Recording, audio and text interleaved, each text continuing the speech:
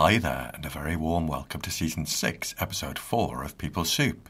It's Ross McIntosh here. The focus of the work that I do now, working in high-performance environments where people can be very self-critical and they can be very perfectionistic, traits that allow them to persevere and persist, traits that can draw attention to detail and getting things right. And these are attributes that can be rewarded by the environment around people. If you're in an organization and you have perfectionistic striving, that's something that can be reinforced and encouraged because, look, it delivers results for the organization. But I've also seen how detrimental that can be for people's well-being. And yeah, I speak from personal experience around that there have been struggles in my own life around perfectionism. Hey Supers, you've just heard Ross White, who's back on the show to talk about his brilliant book, The Tree That Bends. The ingredients Ross brings to People Soup are his love of sport and his values of equity, creativity, courage, and a willingness to move towards what's difficult. You'll hear how he brings these values to life in his work in high-performance environments. It's an episode filled with wisdom.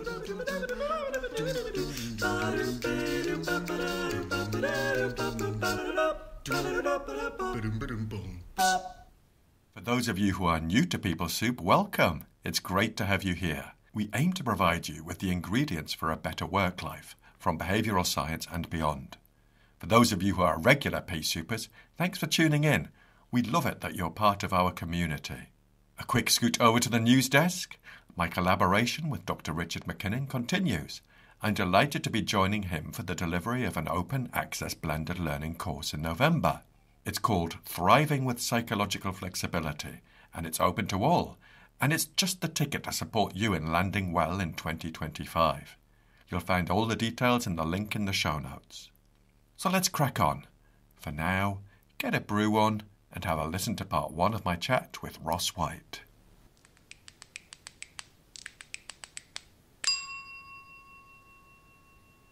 Ross White, welcome to People Soup. Thanks, Ross. Great to be on again, and thank you for the invite. Yeah, you're one of the rare species that has now been on twice, so I'm delighted about that.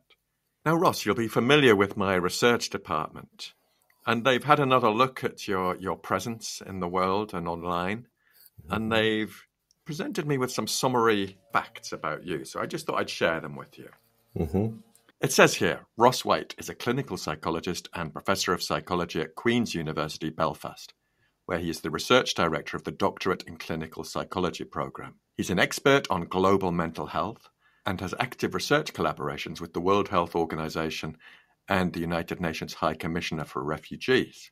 He also leads the team at Strive to Thrive, which is a clinical psychology consultation service that offers a range of tailored solutions to help people, businesses, sporting organizations and communities optimize their performance and achieve their potential. And Pea Soupers, as you'll know if you've listened to the previous episode with Ross, he's an author, which is why this is his second appearance on the show. This time he's here to talk about his book, The Tree That Bends, How a Flexible Mind Can Help You Thrive. And Ross, I just wanted to add a bit about the type of people you work with in high-performance environments, because that includes elite-level athletes, such as international rugby players, Olympic and Commonwealth athletes, and players at English Premier League football academies. And he also works with people in the world of music, acting, and business, and has provided mental health and well-being support to a variety of business executives working in Fortune 500 companies. And they've come up with one other nugget, which is new to me, so I thought I'd just check this out and see if it's true, because it sounds a bit exhausting, quite frankly. But it says you're an endurance cyclist, which is something I didn't know about you. So I wonder if that's true. Is that a thing? That is a thing. Both you and I share a name, Ross, and we also share a love of bicycles and cycling. And I know that you like to get out on your bike as well. But yes, indeed, I enjoy getting out for long cycles, and we're blessed in Ireland to have opportunities to do these sportives, as they're called, which can be anything from 90 miles to 100 miles to potentially 160 miles, depending on the event. So yes, this year in May, I did the Tour de Connemara, which was 90 miles around the beautiful countryside in Galway. So yeah, I enjoy getting out, stretching the legs, and doing that with other friends who also share the passion for cycling too. Wonderful. I love the way they put Tour de Connemara. I love that in cycling. Yeah, I don't know where they drew the inspiration for that from. I can't imagine. You're right, I love cycling, but mine is not yet endurance. Yeah. Yet. I like that. You describe some of your experience in endurance cycling in your book, which we'll come back to a bit later on. But before we do that, I'd like to get to know a bit more about you, a bit more about the author of this latest book. Now, we heard bits about you in your previous interview. I wonder if there's any more you could tell us about your journey to where you are today. Perhaps any pivotal moments in your life and your career. Yeah, I think there was a dawning realization whenever I was working at the University of Glasgow in my work around global mental health, which is about addressing inequities in mental health provision across the world, with a particular focus on being innovative around low resource settings and how we can make the care for people experiencing mental health difficulties better in areas where money may be an issue and investment can't be guaranteed. When I was working in that role, I was also aware that I did have this passion for sport. And it was something that I've had all through life. I've been a frustrated athlete. And when I was younger, I think I frustrated my father, who did actually sit me down at one point and say, Ross, why don't you stick with one particular sport and give yourself a chance to actually develop and get better at that? Because I think I wanted to be good before I was average, right? There was this restlessness and hunger to be really good at something before I was prepared to actually invest the time and effort, engaging in processes that would help me get better. And at that time working in Glasgow, I realized, well, this work on global mental health is a real passion for me, and building international collaborations in particular. And there will be opportunities potentially to be true to this other passion that I have around sport and supporting others who might have challenges related to their psychology in sporting environments. So it was at that point, whilst working in Glasgow, that I committed to starting Strive to Thrive as a consultancy business. And it's been wonderful to continue to develop that over the years that have come in between. And that's ultimately what led to The Tree That Bends, which we have here, being published this month. And it's been a culmination of many years of working in this area, trying to understand it, applying it to my own psychology and how I approach my endurance cycles. And it's been literally road tested, like what I'm doing there, road tested with myself and the various other people that I've supported over this last number of years. So I really do hope it will help people to thrive in their pursuit of their passion, being able to perform well, but also to continue to feel well. And that's a key focus of the book that we'll maybe come to, that too often people sacrifice their well-being in pursuit of what they're passionate about. And this is really a call to highlight that, well, we can be true to what matters to us and also take care of ourselves. Because if we don't take care of ourselves, we can't continue to take care of business, whether that be a business executive, an athlete, or a musician. Yeah, thank you. It's great to hear about the origin story of Strive to Thrive and your love of sport. What sports were you interested in when your dad sat you down? So I played football. Originally, that was my first love in sport. So football as in soccer, because on the island of Ireland, we also have the Gaelic football too, but soccer was my first love in sport.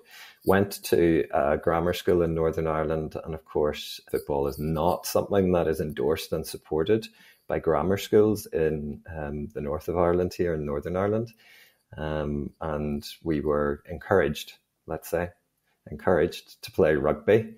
So got into rugby and found myself split between rugby and football, both being played on a Saturday morning. And compromises had to be made.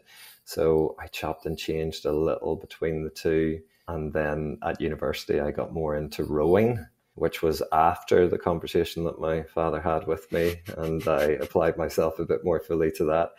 But I also got into martial arts as well, and jiu-jitsu in particular, the Japanese martial art, which I enjoyed doing for many years. But I've also done weight training. I get out and about on my bike as well.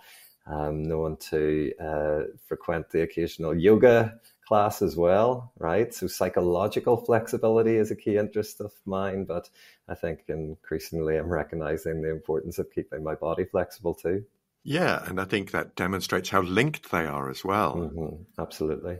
I know that when I've been out for a bike ride, I come back a better man. Mm-hmm. It does wonders for my mental health, being out there, exerting myself physically, but also that connection with nature I find really important.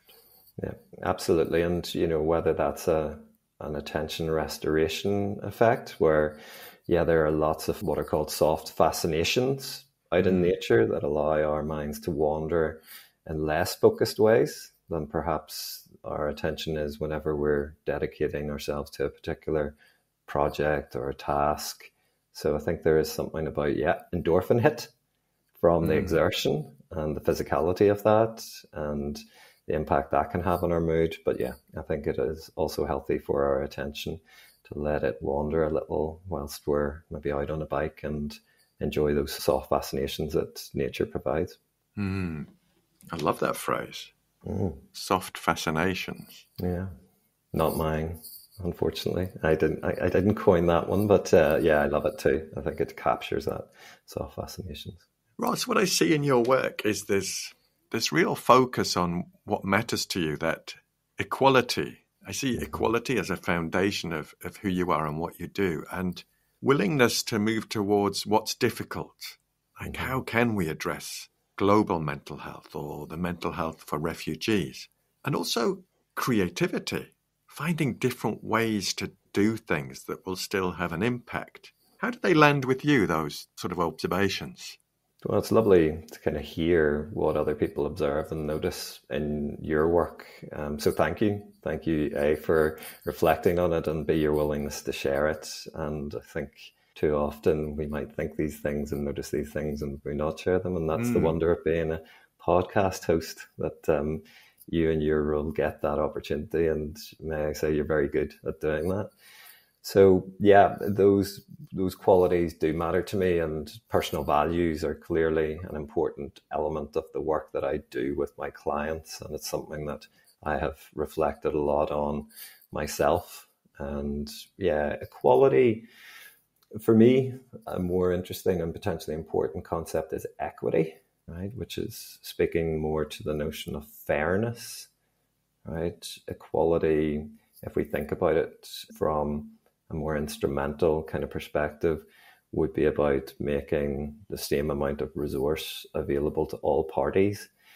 And in reality, we need to recognize that actually resource is distributed inequitably, that it's about recognizing that some sections of our communities may require additional support relative to others, right? So it's not everything being equal in that sense. It's recognizing that to redress the imbalance, we may need to allocate more resource in particular directions at particular times. So that's more about fairness, if you like, as opposed to equality. So equity is absolutely an important part of that work. I loved that you were picking up on the creativity piece. And I think whenever I was younger, I enjoyed letting my mind wander and dreaming big. And as good as education systems can be for encouraging us to focus and get clarity on the direction of travel and pursue particular topics and subjects, I look back at my A-level choices, biology, chemistry, and physics. What was I thinking? Interesting as they were, I don't think there was that intrinsic motivation, the hunger for learning in those particular subject areas. Maybe more so for me, actually, in history and in literature, where you do get an opportunity to learn about characters and you do get an opportunity to shape and be creative and to put your own stamp potentially in interpreting how things have gone historically, both in terms of events, but also works of literature, works of art, music, etc. Yeah, so creativity is something increasingly that has come into my life more and more, I think, since that time on leaving school. So much so that I've started to learn the guitar as well. Yeah, the emphasis on learn here. But I'm prepared to be clunky and not to rush off following my father's advice, stick at it, right? And keep going. And we were talking off air just before, I hope you don't mind me saying, but your acquisition of the Spanish language, right? And persevering and persisting amidst the struggle, I think is, and yeah, great to hear that that's developing for you. Yeah, thanks, Ross. Wow, there's a few things there that I didn't know. I did exactly the same, biology, chemistry, physics at A-level. And you survived too. I survived. Yeah. But I'm not sure I thrived, Ross. Yeah. And looking back, I too think, why did I not do English literature? Yeah. Why did I not do music? Because I was a keen musician. I graduated from recorder, the traditional instrument of all school-age children, certainly where I was, and then moved on to the oboe and became pretty good at that. Yet, no even thought of doing that at A-level. It was very much, sciences are good. Do you know what I just had? I had this powerful flash of insight and empathy at just sympathizing as well for primary school teachers, being the one teaching the class to play the recorder. 30 students picking up a recorder, potentially for the first time, playing those notes, right? Oh my goodness. What a cacophony. What a racket that must be. Yeah, what a bloody racket. And 30 kids playing Go and Tell Aunt Nancy. It must be quite traumatizing, I would think. Yeah. And yes, I often say to my Spanish teacher, because we meet once a week and online, and I often say to him words to the effect that some days I just need to keep showing up. Yeah. When I feel like I can't remember things or I can't remember the preterite tense or something like that, I just say to him and myself, it's showing up, it's being here and being willing to make those mistakes that will help me grow.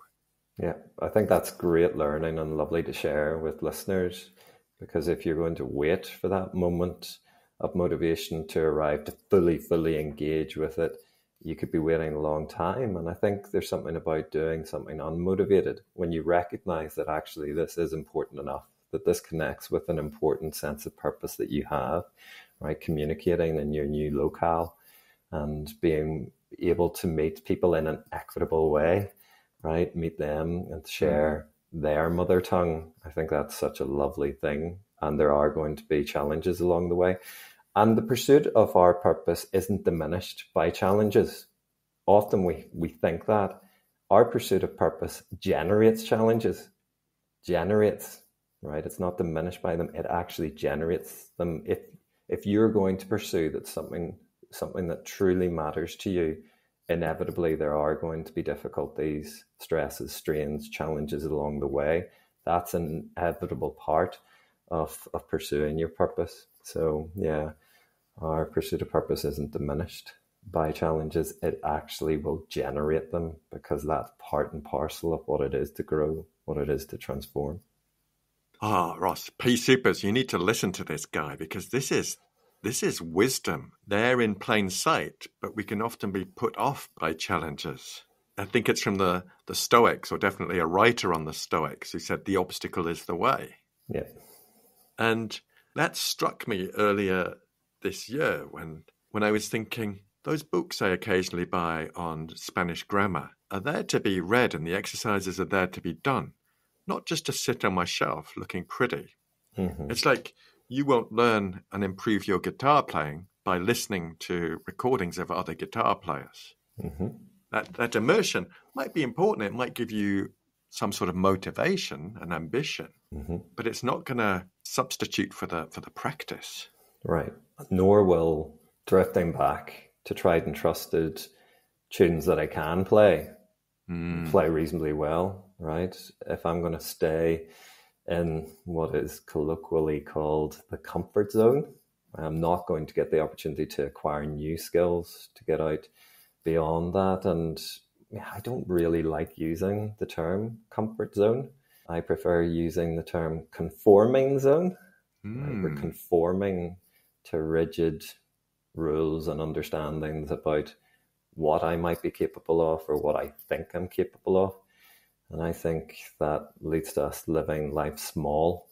So I'm really about trying to get beyond that conforming zone into the transforming zone, the opportunity to grow and to acquire new skills, albeit be clunky, and be prepared to kind of struggle in that. But yeah, moving from the conforming zone to the transforming zone. I love that recasting of the comfort zone. I think the comfort zone has almost become a bit glib as a phrase. It's almost become a little bit meaningless. Yeah. And maybe an excuse. I guess it does help people notice where they might be. Mm-hmm. But I love that take on it, the conforming to transforming zones. Can you give us another example of when you've moved out of your conforming zone into a transforming zone, Ross? Absolutely. When I've been writing, I've made a very purposeful shift over this last 3 or 4 years to pivot towards writing for non-academic audiences, trying to engage the public around understanding of psychological concepts. This knowledge is too important for people not to learn about. And a frustration for me was that as important as academic writing is, so publishing research papers in academic journals and also publishing manuals for practitioners to help them develop skills, as important as that is, and I'm not in any way trying to undermine the importance of that. That is really important work. But I wanted to develop my skill set so I could engage the public in a way that would be entertaining but informative. And that's really what led to me setting up my newsletter, right? 5 to Thrive. So 5 concepts intended to help people's performance and well-being improve. So you have a quote each month. You've got a focus on a psychological concept. You've got a documentary recommendation, a book recommendation, and then an invitation for the reader to put into practice over the next month. 5 to Thrive was about me setting up this newsletter, and we're now in our 3rd year. Wow. So 3rd years are important, as we were talking offline, right? In terms of you having a 3rd year now in a new location, and 5 to Thrive being in its 3rd year too. And I wanted then to write the book, The Tree That Bends, for the public to help them understand more about thriving as a concept and about, finding ways to be true to your purpose and to take care of yourself as you do so, which is a key element of thriving. So in doing that, Ross, I've had to move from the conforming zone into the transforming zone. You know, for too long, I think I had badged myself as someone who wrote for academic audiences. And it's a confronting experience then to pivot and try to direct your focus, your attention, your energies at this new challenge, and to be prepared to fall in doing so. You're not always going to get it right, and being vulnerable enough to seek out mentorship, advice, instruction, encouragement on developing this new writing skill set that I was trying to acquire. But it did mean me showing up to vulnerability. I was out on the skinny branches. Well, what if I fail in this? What if I just can't acquire those skills? What if it's not entertaining? What if it's not engaging? what if it's still very jargonistic, and that was a challenge for me to try to cut through some of the, dare I call it, psychobabble, where there's a lot of complex terminology that can be used. So finding ways of expressing with clarity the key meanings that I was trying to get across. But for me, when you're moving from the conforming zone into that transforming zone, that sense of vulnerability is possibility, right? So vulnerability is possibility. It's about being prepared to recognize that is the gateway through which the transformation can come. It's only going to be possible if you're prepared to be vulnerable enough to get advice and be open to the possibility it's not always going to be perfect, but you're going to learn. And again, I see that courage there too, Ross. And a quality I didn't mention before is compassion. Just hearing you talk and thinking about your body of work, I really feel that compassion for others radiating from you in all your roles. And I wonder, how easy is it to turn that light of compassion onto yourself? Mm-hmm. Yeah, I think that's been a challenge for me, and I think that's important for the focus of the work that I do now, working in high performance environments where people can be very self-critical and they can be very perfectionistic, traits that allow them to persevere and persist, traits that can draw attention to detail and getting things right. And these are attributes that can be rewarded by the environment around people. If you're in an organization and you have perfectionistic striving, that's something that can be reinforced and encouraged because, look, it delivers results for the organization. But I've also seen how detrimental that can be for people's well-being. And yeah, I speak from personal experience around that there have been struggles in my own life around perfectionism. There have been struggles in my life around self-criticism. So to answer your question, I think for many of us, it can be easier sometimes to be compassionate to others than it can be to be compassionate to oneself. And there are lots of fears around compassion, right? And indeed, there's a fear of compassion scale that can be used to assess the extent to which people might be fearful about the idea of being compassionate to themselves. Things like, oh, I'm going to let myself off the hook, or that's soft, and I don't want to be soft. I need to be tenacious, mentally tough, gritty, right? And persist all the way through. Yeah, and then this ultimate concern about, oh, standards are going to slip, and then where will I be? My identity is so tethered to what I produce, right, in terms of outputs and outcomes. Like, gosh, if I'm compassionate to myself and standards slip, where will I be then? Who will I be then? Is probably the more important question. So yeah, I think lived experience of recognizing the importance of being compassionate to oneself and that informing the work that I do with clients. And you bring it to life in the book, your own personal examples and your work with others.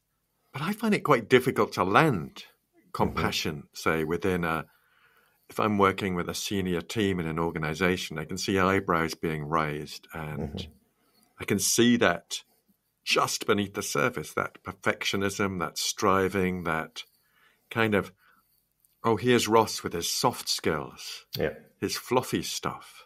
Yeah. And how do you counter that, maybe in your one-to-one work or group work? Yeah. There's a lovely example of precisely what you've said. Dan Harris, former ABC anchorman in the United States, has done a TED Talk on precisely that, right? So he did one of these sort of 360, what do you call them, consulting with colleagues. About, 360 feedback. Yes, exactly that. And he was really interested to see what colleagues were going to feedback about him. And then he got the results and he was mortified because it wasn't what he anticipated it was going to be. Sure, there was some positive stuff in there that he did anticipate, but he got in touch with actually how difficult a character he could be in the work environment. and how driven he could be and how that had ripples on colleagues around him.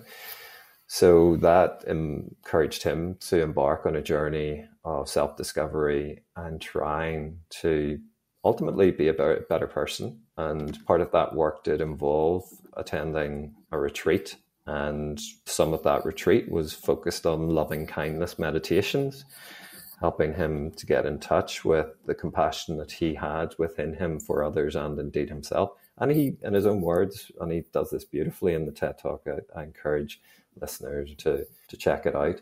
And he talks about that block he had in his own mind around what compassion meant. And it's a lovely insight into the journey and how he ultimately did come to literally embrace himself. And he was able to find language, a way of understanding that ultimately worked for him. And yeah, he really does cite that as a very transformative experience in his life. So there's something about our past experience of compassion. Did we have it modeled to us necessarily that well? And that can't always be guaranteed, because we know that people can have stressful upbringings. There's neglect, there's adversity, there's abuse. So it can't always be guaranteed that we have that inner model around the experience of compassion. What are our concerns about compassion? Sometimes it might actually be the language itself. So can we find ways of expressing it and talking about it that are more palatable? So for some people, it might be talking about, for example, resilient kindness, right? Which, if you like, on the Venn diagram would capture a lot of those elements of compassion, but might land better for some high performance individuals, right? That kind of resilient kindness. So there are issues around language, I think, and terminology and ways of expressing those attributes that could be adapted and adjusted so that people can get better on board with it. Well, I haven't heard of that TED Talk, so I'm certainly going to check it out, because it could be something useful to share with organizations or refer to for them. I think so, very much. And I'll send you the link for the show notes because I think listeners would get a lot from it as well. And just going back for a moment to, let me get this right, 5 to Thrive. Yeah. We'll also put the link to that in the show notes, because I'd really recommend you signing up. I think there's a moment in my life where I signed up to loads of these things. Mm-hmm. And unfortunately, many of them remain unopened in my inbox. Yeah. But yours is the one that has endured because it's manageable and it's fun. And there are several books on my shelf as I look round that have been your recommendations. That's great. I haven't read them all, but the documentaries as well, you find. Mm-hmm. It really just gives me a nudge to think, oh, I'm going to check that out. So it is really useful. That's lovely. And on the strive2thrive.co.uk webpage, which is the psychological consultancy organization that I founded, we have a page, and it does have the compilation of the 28 issues of 5 to Thrive that have been published as tiles, if you like. And I came up with this name for it last week, which gave me lots of amusement. And it's the clickable collage of concepts. Oh, mate. Yeah, alliteration right there. Those 3 C's. Yeah. Clickable collage of concepts, but it's got all of those psychological concepts that were in each of the 5 to Thrive newsletters over the last 28 months listed, and you can click on the concept. It could be perfectionism, it could be the Dunning-Kruger effect, it could be arrival fallacy, loads of different psychological concepts. And I know that people like to learn about those things because they like to talk to other people about them. They recognize themselves and their own experience in them. And in sharing that knowledge, I think with friends, it's enlightening for them because they'll recognize it too. So yeah, I hope that's helpful for people too. Ross, I've been trying to hold myself back, but I think we're going to shortly move on to talk about the book. Okay. We've already sneaked some spoilers in. Mm-hmm. But before we do that, I want to ask my traditional question. A song to announce your arrival in a room, whether it is a virtual room or a real room or the supermarket or arriving home. What would your song choice be and why? Yeah, recently I've been listening a lot to a guy called Alex Abert, who was also associated and maybe still is with a band called Edward Sharpe and the Magnetic Zeros. Great title. But Alex Abert has a song called To Feel Alive, right? And I think that would be a lovely song to have playing in any room, if I'm present or not. But there's beautiful strings in it as well, and it's just a lovely kind of emotional vibe around it. It's a beautiful song. So Alex Abert, To Feel Alive. That's it, folks. Part 1 of my chat with Ross in the Bag. Don't miss next week when we chat about his great book, The Tree That Bends. You'll find all the details for this episode in the show notes at peoplesoup.captivate.fm or wherever you get your podcasts. If you like this episode, we'd love it if you told us why.